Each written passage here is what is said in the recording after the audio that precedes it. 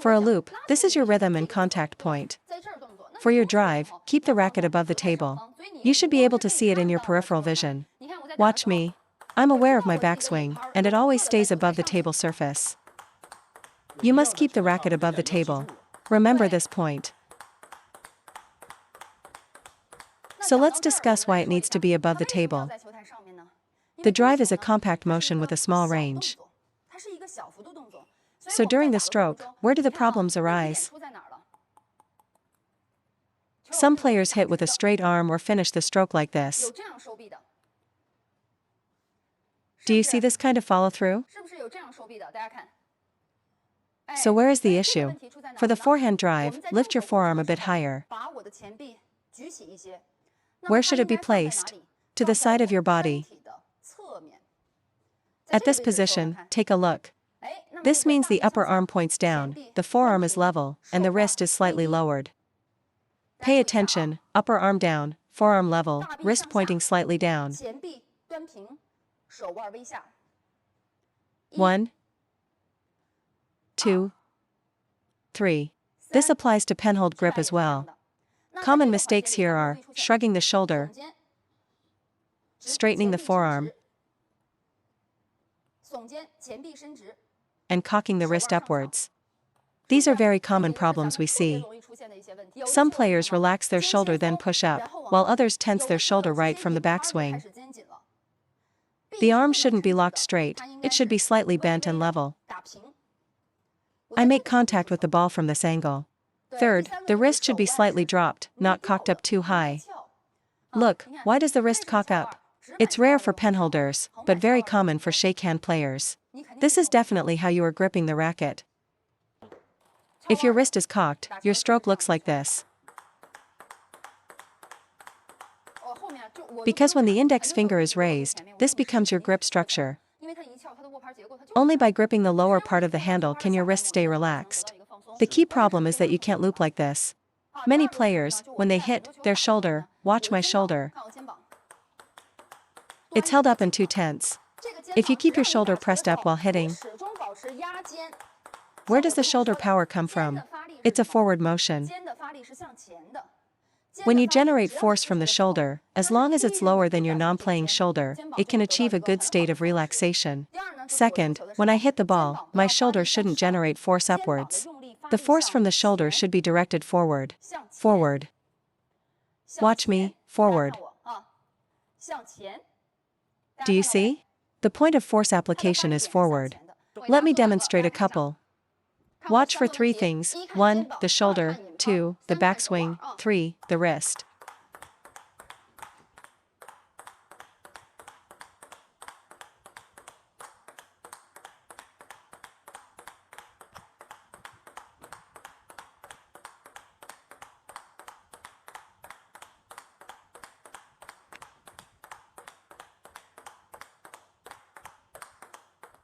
After watching this motion, you will understand.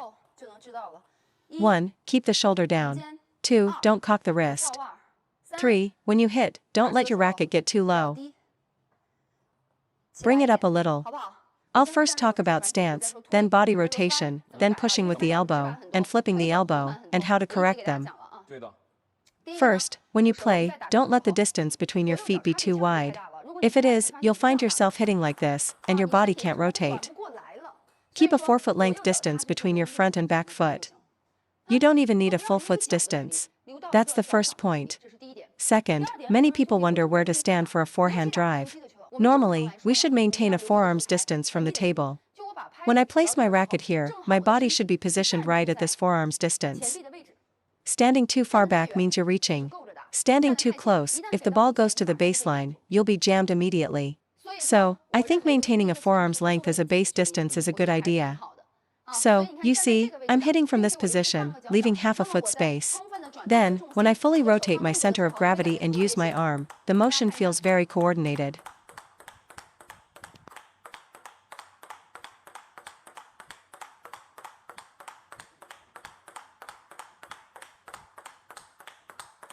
In this situation, the stroke feels very coordinated.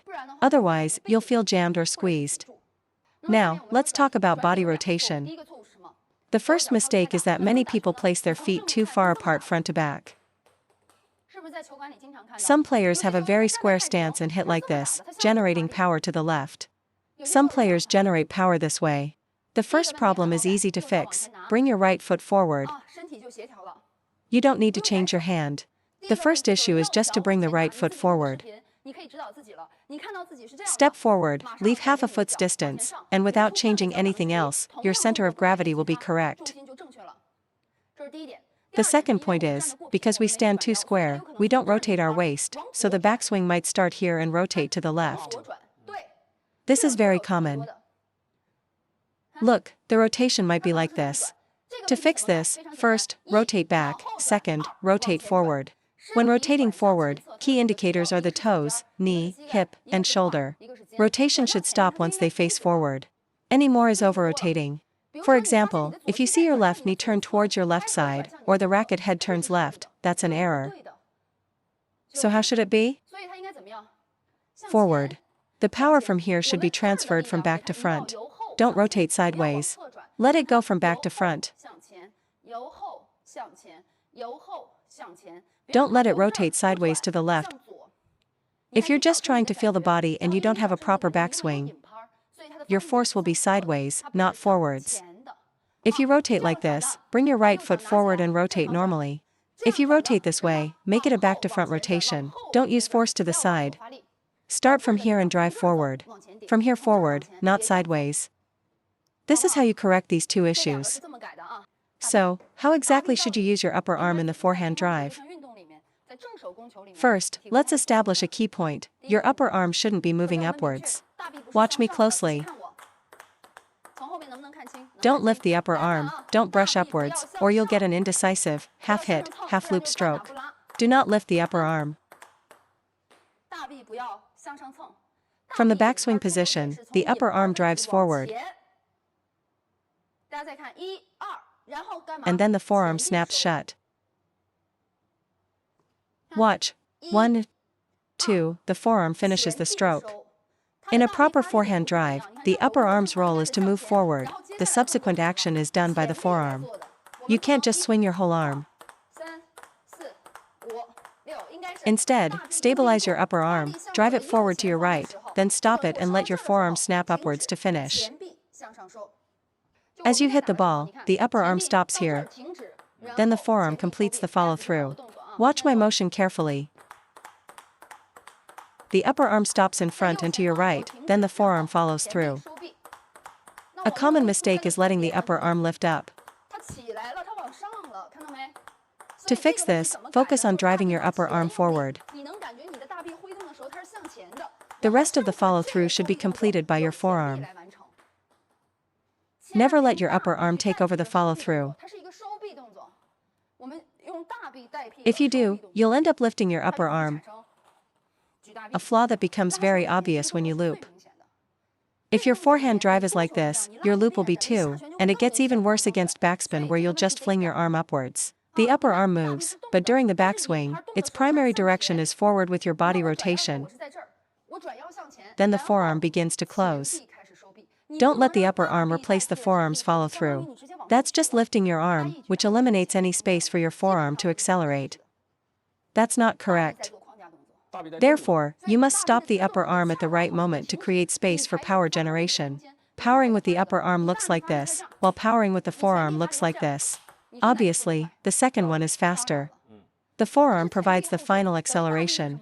The upper arm is just escorting the forearm for the first third of the journey and then it must stop. The rest of the work is up to the forearm. You cannot involve the upper arm through the entire stroke. Many people can't finish their stroke because their upper arm is doing too much, leaving no room for the forearm to work. Your center of gravity is on both feet. You need to use both feet for balance and rotation.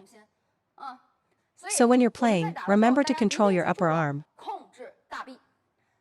How should you control it? First, don't let your upper arm rise above your chest. Stop it at about chest height. If it goes up to your neck or face, the error is much more severe. Stop here. Watch. Stop. Second, at contact, stop your upper arm in front and to the right of your body. Don't let it drift too far left or get jammed against your body. Stop the upper arm in your right front space, then let the forearm complete the stroke. Look. 1, 2, 3, 4. Let me show you a couple of demonstrations.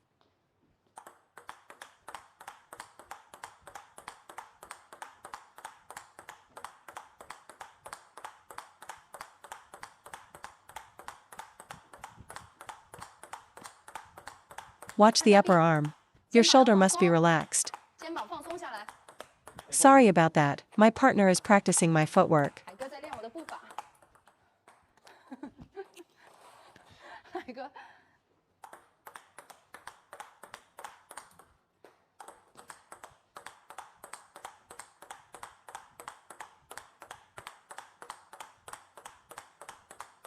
Keep your shoulder down, elbow down, and control the upper arm.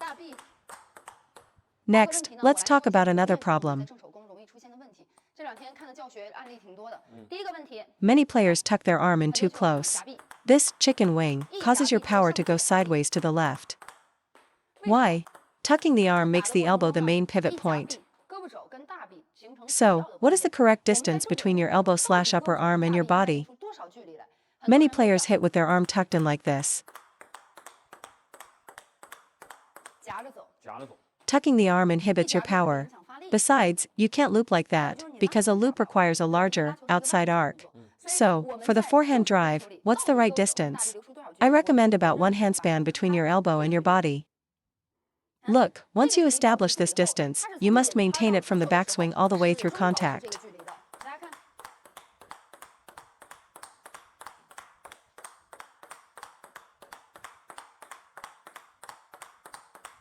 This means you start the backswing with this angle, but many players collapse that angle at contact, causing them to pull their arm sideways. This is a critical error. The backswing starts fine, but at contact, the force is directed left instead of forward. The key for all players is to keep your elbow propped out and stable. Backswing, contact. Backswing, contact. Keep that elbow out and maintain that space in front of your chest. You cannot start the backswing and then tuck the arm in. Keep it propped out. Pay attention to the distance between your elbow, upper arm, and your body. You'll find your stroke framework becomes much more stable.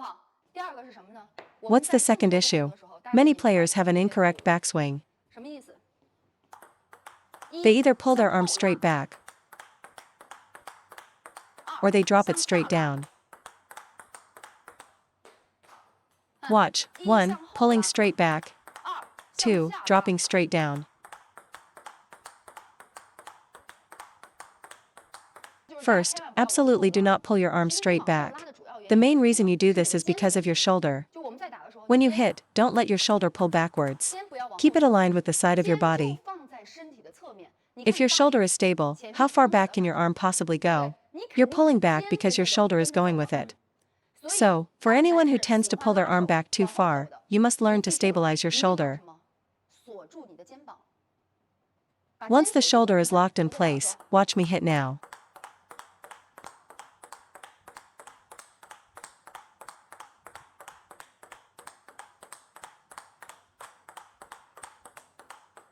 See how I'm not pulling my arm back anymore? The problem is in the shoulder. A habitual long backswing is caused by the shoulder pulling back.